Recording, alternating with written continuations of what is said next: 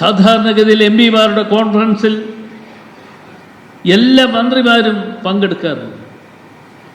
നിർഭാഗ്യമെന്ന് പറയട്ടെ, ഇന്ന് ആരോഗ്യ വകുപ്പ് മന്ത്രി അവിടെ ഒന്നും കാണാൻ പറ്റിയില്ല.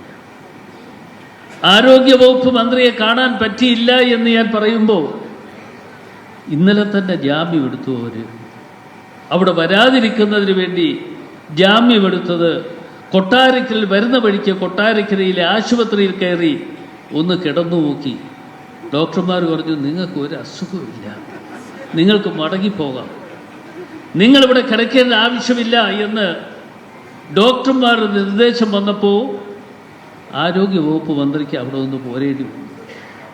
എങ്ങനെയൊക്കെ അവിടെ നിന്ന് രക്ഷപ്പെട്ടു പോന്നു.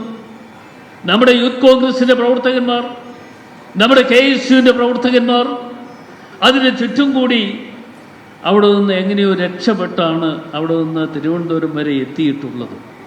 പക്ഷേ ഇപ്പോൾ പുറത്തോട്ടിറങ്ങുന്നില്ല.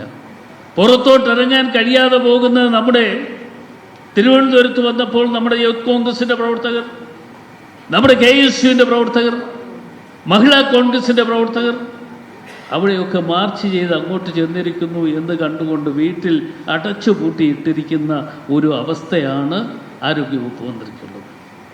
ആരോഗ്യവകുപ്പ് മന്ത്രിയെ സംബന്ധിച്ചിടത്തോളം സത്യം പറഞ്ഞാൽ പറയുന്നുണ്ട്, എനിക്കും ഒരല്പം ഒന്ന് തല കുനിക്കേണ്ടി വരുന്നു. എന്താ കാര്യമെന്ന് ചോദിച്ചാൽ, ഞാൻ പ്രതിനിധാനം ചെയ്യുന്ന ജില്ലയിൽ നിന്നാണ് അവരും ഇങ്ങോട്ട് വന്നിരിക്കുന്നത്, അവരും ഇവിടേക്ക് വന്നിരിക്കുന്നത്. അങ്ങനെയാണ്. അപ്പോൾ അവരെക്കുറിച്ച് ഓർക്കുമ്പോൾ അല്പം പ്രയാസങ്ങളും ബുദ്ധിമുട്ടുകളും ഒക്കെ മനസ്സിൽ കടന്നു വരുന്നു എന്നുള്ളത് കൊണ്ടാണ് ഞാനത് പറഞ്ഞത്. ഞാനൊരു കാര്യം പറയാം, കേരളത്തിലെ ജനങ്ങൾ ഇന്ന് അനുഭവിക്കുന്ന ദുരിതങ്ങളും പ്രയാസങ്ങളും ദുഃഖങ്ങളും നമ്മൾ കണ്ടില്ല എന്ന് നടിക്കാൻ പാടില്ല.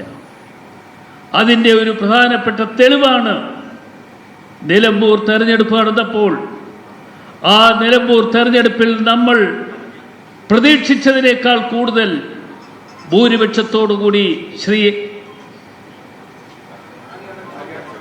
ആര്യാടൻ ഷൗക്കത്ത് വിജയിക്കാൻ അവസരമുണ്ടാക്കി.